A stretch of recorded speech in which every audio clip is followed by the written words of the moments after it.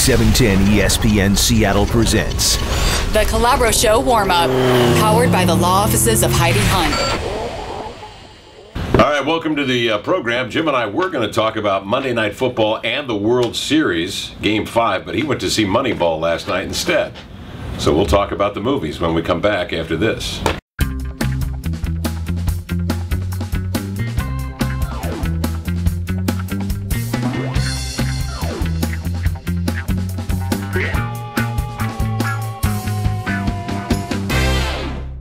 Welcome back to the program. It's the warm-up. Jim and Kevin, 3 to 7 here on 710 ESPN Seattle, the home of the World Series. You heard it here last night as Tony La Russa.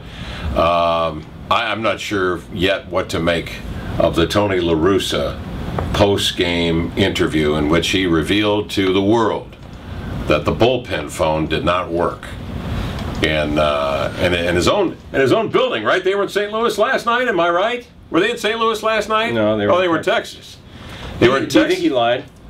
Do I think he lied about not being heard on the bullpen phone in Texas? I think there's something going on there. Something's wrong because I'm not buying that excuse. I don't buy that. Yeah, it was strange. The thing I thought was strange was in the 9th inning. Yeah. When who was on first base? Somebody walked, right? Yeah. Who was that, Brady? Somebody was on first. I didn't watch that. Alan Craig? No, it was Alan Craig. Thank you. Yeah. And so they have the hit and run or 3 and 2. So they're trying to stay out of a double play. Okay, but you're down 2 runs. Yeah. Right? I understand that you've hit into a lot of double plays if you're St. Louis. But Pujols at the plate. Pujols at the plate. Pujols at the plate. Right, but let's say Pujols goes out. Let's say he flies out or gets into a force out or whatever. I mean, granted, the double play possibility is there.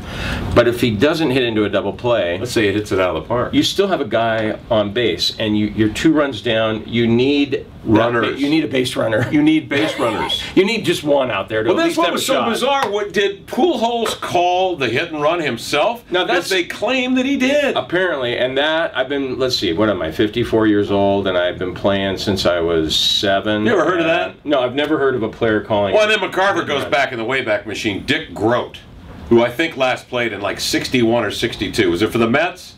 Yeah. Well, the Mets weren't even in existence then, but I don't know who it was. The Pirates. I think he played the White Sox. I think he played for the Pirates.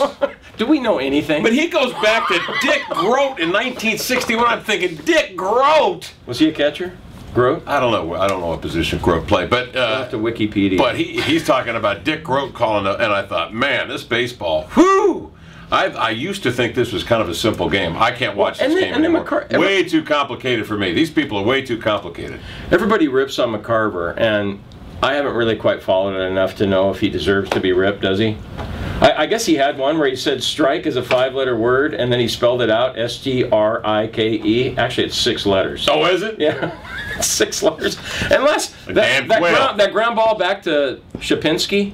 Shapchinski. Scrabble. Shapinski. He said that wasn't a double play grounder. That it wasn't hit hard enough to be a double play ball. Oh, that'd have got through to Punto if he had to. No, but if Chapinski, If he fielded it cleanly, he would have gotten the double play. I think he could have made it. He said he could have. Yeah. Well, he got the ground ball that he wanted. They were good at that point because they get the double play. They're in great shape. Yeah. Of course, he boots it. Now you got bases loaded, and now it's La Russa who's there in Arlington's ballpark, I guess on the phone, who's I guess shouting or something for Mott, and now. They get crossed up. Now it's Lynn instead, who he has said will not be pitching tonight. He's already said Lynn will not be pitching tonight. So Lynn now is warming up instead of Mott, the right-hander. So they leave Chapinski. Can I call him Chapinski? They leave Chapinski in. Imagine his surprise when Chapinski is pitching to the next batter, who happens to be Mike Napoli, a right-hander. And you saw that stat, 619 slugging percentage against right-handers, Mike Napoli. And boom. Second pitch is up, and it's the double into the gap. 2 runs scored. Now it's 4-2. Now what happens? Well, now it gets even more murky, does it not? It's just it was now weird. Mott is still not really up, and weird. They bring in Lynn. Yeah, I don't know. I don't know what happened there, but who walks the batter, and then the bullpen coach should have said something like, "Hey, Tony, wait a minute. I agree. We weren't going to be using him tonight." I agree. Wouldn't the bullpen coach have figured out? Okay, righty, lefty. Chapinski's a left-hander. We've got Napoli coming up. Wouldn't you like? Whoa, wait. I was really surprised to see Skip. Yeah, I was really surprised to see that. I thought in the 8th inning, because La Russa's out there making moves all the time. Yeah. It's always righty against righty, lefty against lefty, and in that situation it wasn't, and cost the Cardinals. Wow. And it made Tom Washington, who, how many times did they walk Pujols last night? 3 times? Wrong. 4 times. 4 times Washington walks a They walked batter him one time when it was 1-1 in a ball game. 1-1 on Pujols. Amazing. Well, after Craig got thrown out. Not bad strategy. But the hit and run called by Pujols. We'll never know. Pujols hasn't said anything yet, I don't think. He wasn't available. He hasn't mentioned anything about that. I've not seen any quote explaining that. So the mystery continues. We'll talk about it with Leo Mazzoni, who is the bullpen coach for the Atlanta Braves for a long time, and the Baltimore Orioles as well. He's going to be with us at 3:10. Maybe he can clarify this. That'd be great. I doubt it. But he'll give it a shot. Join us at 3.